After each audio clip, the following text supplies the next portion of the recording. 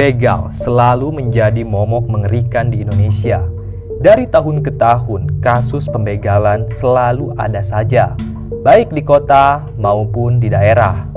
Pembegal ini biasanya mengincar harta benda, tapi kalau kita melawan, begal itu tidak akan segan-segan menghabisi nyawa kita.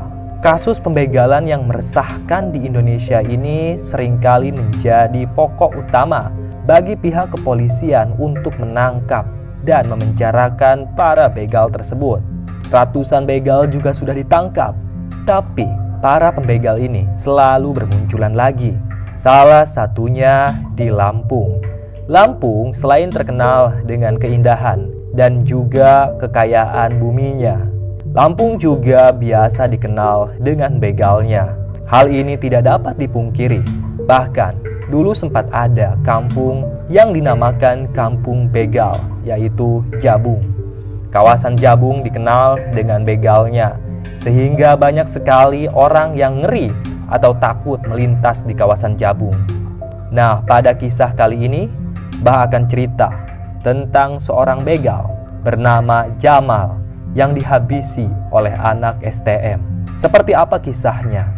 Tanpa banyak basa-basi lagi, langsung aja kita simak ceritanya.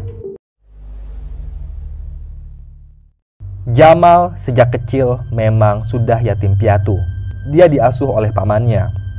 Pamannya itu sangat jahat, seringkali memukul Jamal.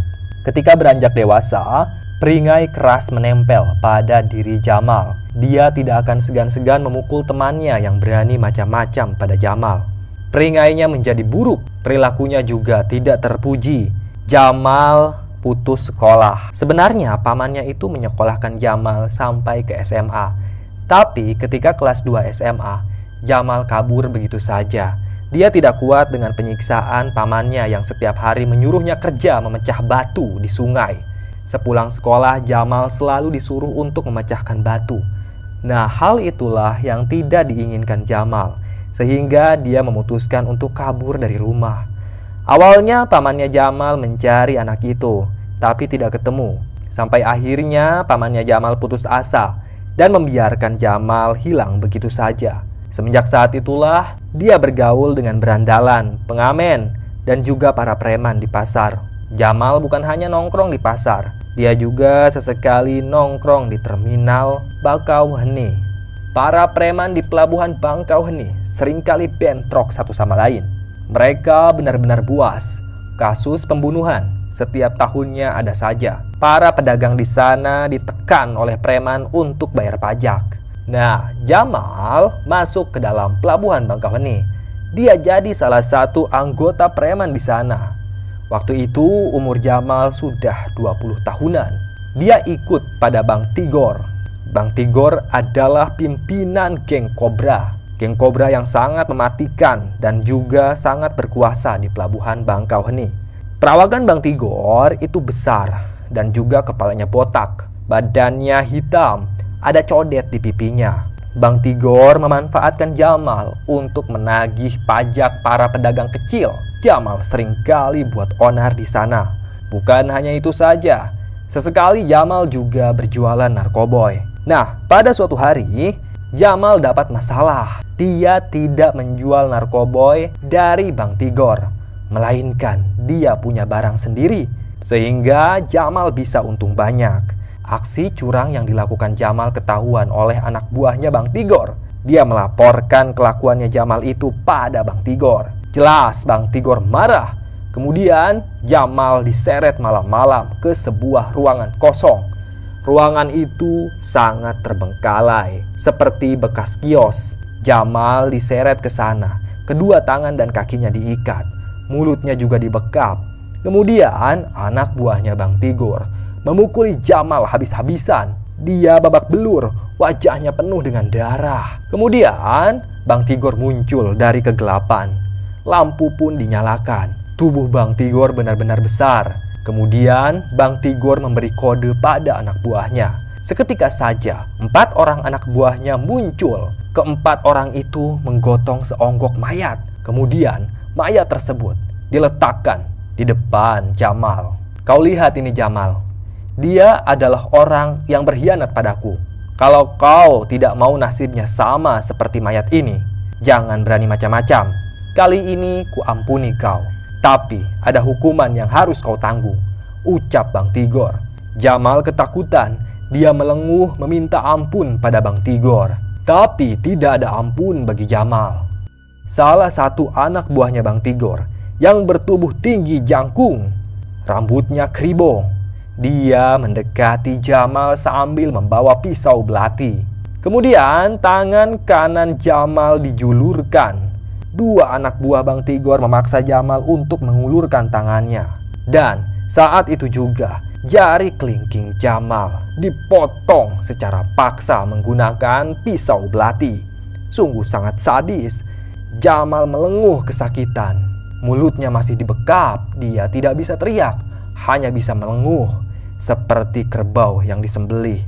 Darah muncrat kemana-mana. Kini Jamal kehilangan jari kelingkingnya. Setelah kejadian itu, Jamal tidak terlihat selama 1 minggu di pelabuhan Bakauheni. Walaupun Jamal sudah kembali ke pelabuhan Bakauheni, tapi dia sesungguhnya menyimpan dendam pada Bang Tigor, yang tak lain adalah bosnya sendiri. Jamal bukanlah orang yang penakut. Walaupun dia sudah dipukuli, disiksa sedemikian rupa, tapi Jamal ingin balas dendam.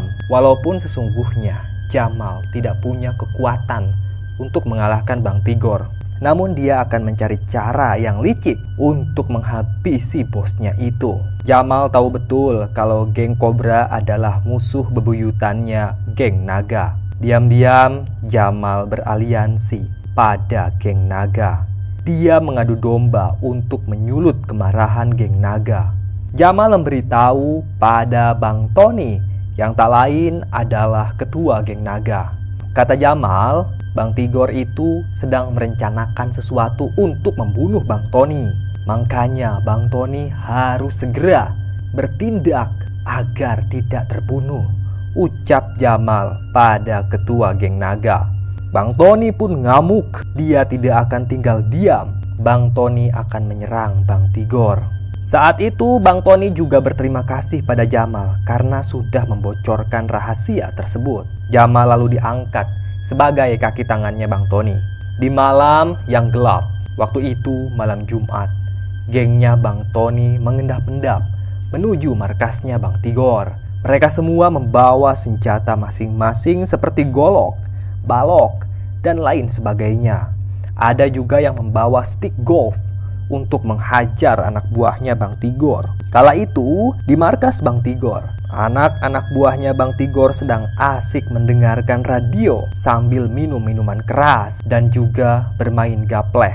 Dalam kondisi tidak siap itu, anak buahnya Bang Tigor diserang oleh anak buahnya Bang Tony. Di sana juga ada Bang Tony yang sudah memegang 2 golok. Dia menebaskan golok itu ke beberapa orang, sehingga anak buahnya Bang Tigor terkapar tak berdaya bersimbah darah. Dari dalam ruangan muncullah Bang Tigor. Dia sangat kaget. Buru-buru Bang Tigor mengambil sebuah parang. Dia ingin ikut berperang dengan komplotannya geng Naga. Perkelahian sempat terjadi. Bang Tigor menepis beberapa sabetan golok dengan parangnya. Bang Tigor juga sempat menumbangkan beberapa anak buah geng Naga. 1-2 orang bahkan ada yang tewas. Beberapa orang lagi cedera fatal. Kini tinggal Bang Tigor dan Bang Tony berhadapan. Mereka beradu parang dan golok. Namun dalam kondisi seperti itu, Bang Tony lebih diuntungkan. Karena badan Bang Tony lebih kurus, sehingga dia bisa bergerak dengan sangat cepat. Bang Tony memutar badannya ke belakang Bang Tigor. Kemudian dia menusukkan kedua golok itu ke punggungnya Bang Tigor. Golok menembus daging Bang Tigor. Kemudian darah muncrat begitu saja ke wajahnya Bang Tony. Golok itu pun dicabut dengan paksa. Bang Tigor berlutut. Dia mengerang kesakitan. Bos geng Kobra itu sekarat. Karena kurang puas, Bang Tony pun menusukkan golok itu ke dadanya Bang Tigor. Hei Tigor, aku tahu kau punya rencana untuk membunuhku. Jangan macam-macam denganku. ucap Bang Tony. Bang Tigor yang masih sekarat, dia kaget mendengar kata-kata Bang Tony. Padahal Tigor sama sekali tidak merencanakan untuk menyerang geng naga, apalagi untuk membunuh Bang Tony. Tapi saat itu Bang Tigor tidak bisa berkata apa-apa. Dia pun tewas. Sepeninggalan Bang Tigor, geng Kobra pun bubar. Tidak ada orang yang ingin memimpin geng Kobra karena mereka tidak berani. Kekuatan geng naga semakin mencengkram pelabuhan Bangkauheni. Tahun demi tahun berlalu, Jamal menjadi kepercayaannya Bang Tony. Hingga pada suatu hari, Bang Tony meninggal dunia. Dan sebelum dia meninggal, Bang Tony sempat mengangkat Jamal sebagai ketua geng naga di pelabuhan Bangkauheni. Saat itu, umur Jamal sudah 35 tahun. Umur yang cukup matang untuk memimpin sebuah geng yang sangat mengerikan di pelabuhan Bangkauheni. Kepergian Bang Tony benar-benar membuat anggota geng sedih. Namun, mereka punya pemimpin baru yang lebih berani, picik, dan tentunya pintar. Di bawah kepemimpinan Jamal, geng naga semakin berjaya. Mereka bukan hanya memeras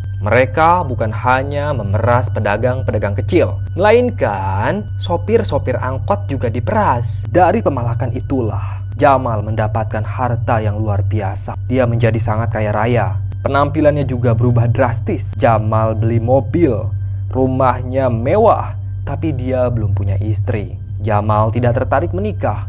Ambisinya hanya ingin menambah kekayaan. Waktu pun berlalu. Seperti kata pepatah, manusia ada masanya, tidak selamanya jaya. Begitupun dengan Jamal. Bertahun-tahun dia memimpin, mendapatkan kekayaan yang luar biasa. Semua orang tunduk padanya. Tapi di suatu waktu, dia bertemu dengan lawan yang sepadan. Lawan itu bukan preman, melainkan seorang anak STM. Anak ingusan, tapi nyalinya besar. Anak STM itu bernama Alex. Alex merupakan anak STM yang sangat brutal dan bengis. Anak buahnya di mana-mana. Bahkan kalau dihitung-hitung, anak buah Alex lebih banyak daripada anak buahnya Jamal. Nah, pada suatu hari, rombongan Alex hendak touring ke Jakarta. Mereka ingin menyeberang ke Jawa melalui pelabuhan Bangkauheni. Tapi setibanya di pelabuhan itu, rombongan Alex dipalak oleh anak buahnya Jamal. Tentu rombongan Alex itu menolak. Keributan pun terjadi. Anak-anak STM kala itu sangat brutal. Mereka memukuli preman dengan tongkat, kayu, dan juga stick golf. Ternyata kemana-mana mereka selalu bawa senjata. Nah, saat itu Jamal muncul. Dia juga terlibat dalam perkelahian tersebut. Jamal sempat menumbangkan beberapa anak STM. Namun, di hadapan Alex, Jamal tidak ada apa-apanya. Apalagi Jamal sekarang sudah tua. Jamal sempat mengeluarkan belati. Dia ingin menghujamkan belati itu ke tubuhnya Alex. Namun, Alex berhasil menghindar. Dia memukul tangan kanannya Jamal menggunakan tongkat, sehingga pisau belati itu pun lepas dari tangannya Jamal. Dan saat belati itu terlepas, Alex langsung menghantamkan kayu ke kepalanya Jamal, sehingga membuat Jamal KO di tempat. Tidak cukup sampai di sana, rombongan Alex juga menghajar Jamal habis-habisan. Hingga akhirnya kepala Jamal bocor dan dia pun tewas di tempat. Selesai. Terima kasih sudah menyimak cerita Mbah. Tunggu cerita-cerita lainnya ya. Tetap sehat dan salam merinding.